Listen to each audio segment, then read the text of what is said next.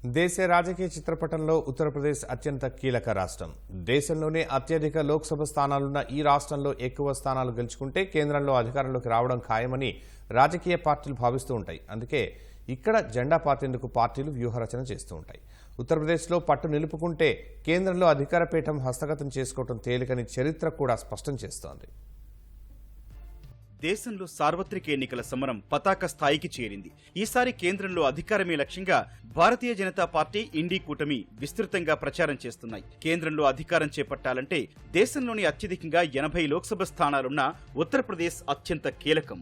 ఈ రాష్ట్రంలో ఎక్కువ స్థానాలను ఏ పార్టీ దక్కించుకుంటే ఆ పార్టీకే కేంద్రంలో విజయావకాశాలు మెండుగా ఉంటాయి. 1951 నుంచి 1971 వరకు ఉత్తరప్రదేశ్లో కాంగ్రెస్ అత్యధిక సీట్లు గెలుచుకోవడంతో ఢిల్లీలో సంపూర్ణ మెజారిటీతో ప్రభుత్వాలు ఏర్పడ్డాయి. 1975లో ఇందిరాగాంధీ విధించిన అత్యయిక పరిస్థితి దేశ రాజకీయ ముఖ చిత్రంతో పాటు ఉత్తరప్రదేశ్ రాజకీయాలను కూడా తీవ్రంగా ప్రభావితం చేసింది. అప్పటి వరకు యూపీలో బలమైన పార్టీగా ఉన్న కాంగ్రెస్ 1977లో అక్కడ ఒక్క సీటు కూడా గెలవలేదు. తొలిసారిగా కేంద్రంలోనూ అధికారంలోకి రాలేదు. నాటి ఎన్నికల్లో భారతీయ లోక్దల్ గుర్తుపై పోటీ చేసిన జనతా పార్టీ యూపీలో 85 సీట్లు దక్కించుకోవడంతో పాటు దేశవ్యాప్తంగా 295 స్థానాలను తన ఖాతాలో వేసుకుంది. కాంగ్రెస్ కు 1977 ఎన్నికల్లో దక్కిన ఎంపీ సీట్లు కేవలం 154 కాగా అందులో ఆంధ్రప్రదేశ్లోనే అత్యధికంగా 41 సీట్లొచ్చాయి.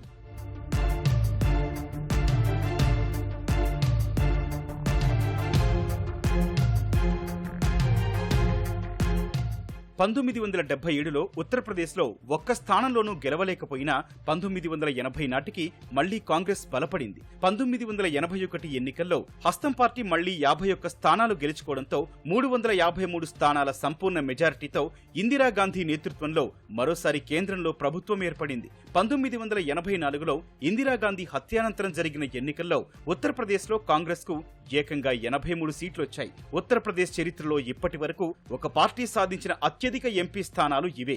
1984 ఎన్నికల్లో యూపీలో 83 స్థానాలు రావడంతో కాంగ్రెస్ 414 స్థానాలు దక్కించుకుని రాజీవ్ గాంధీ నేతృత్వంలో స్వతంత్ర భారతదేశంలో అత్యధిక మెజారిటీతో ప్రభుత్వాన్ని ఏర్పాటు చేసింది.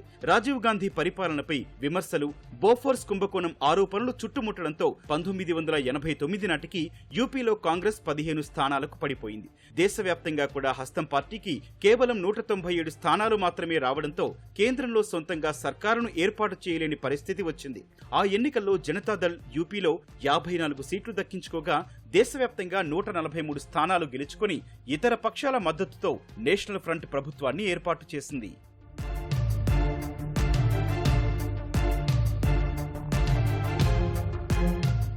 1991లో రాజీవ్ గాంధీ హత్యకు ముందు జరిగిన లోక్సభ ఎన్నికల నుంచి ఉత్తరప్రదేశ్లో భారతీయ జనతా పార్టీ బలం క్రమంగా పెరుగుతూ వచ్చింది. 1991లో జరిగిన ఎన్నికల్లో కాంగ్రెస్ పార్టీ యూపీలో కేవలం 5 సీట్లకే పరిమితమైంది.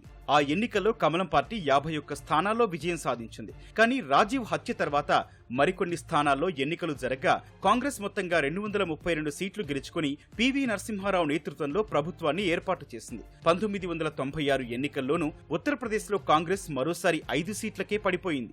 దేశవ్యాప్తంగానూ కాంగ్రెస్ కేవలం 140 స్థానాలే దక్కించుకుంది. ఆ ఎన్నికల్లో భాజపా యూపీలో ఏకంగా 52 స్థానాలు గెలుచుకుని దేశవ్యాప్తంగా 161 స్థానాలతో వాజ్పేయి నేతృత్వంలో సంకీర్ణ ప్రభుత్వాన్ని ఏర్పాటు చేసింది. అయితే 2 వారాల్లోపే ఆ సర్కారు కూలిపోయింది. ఆ తర్వాత దేవెగౌడ, ఐకే గుజ్రాల్ నాయకత్వంలో యునైటెడ్ ఫ్రంట్ ప్రభుత్వాలు ఏర్పడ్డాయి.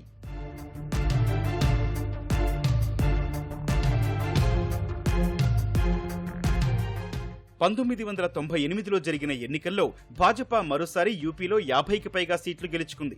182 సీట్లతో దేశంలో వరుసగా రెండోసారి అతిపెద్ద పార్టీగా అవతరించింది. నాడు వాజ్పేయి నేతృత్వంలో ఏర్పడ్డ సర్కారు ఏడాదిన్నరలోపే కూలిపోవడంతో 1999లో ఎన్నికలు అనివార్యమయ్యాయి. ఆ ఎన్నికల్లో యూపీలో కమలదళం బలం 29కే పరిమితమైన మిగిలిన రాష్ట్రాల్లో బలం పుంజుకుంది. దానికి తోడు తెలుగుదేశం పార్టీ వంటి మిత్రపక్షాల మద్దతుతో ఎట్టకేలకు వాజ్పేయి నాయకత్వంలో సుస్థిర ప్రభుత్వం ఏర్పాటు సాధ్యమైంది. 1999 ఎన్నికల్లో యూపీలో సమాజ్వాదీ పార్టీ 29, బీఎస్పీ 14, కాంగ్రెస్ 10 సీట్లు గెలుచుకున్నాయి.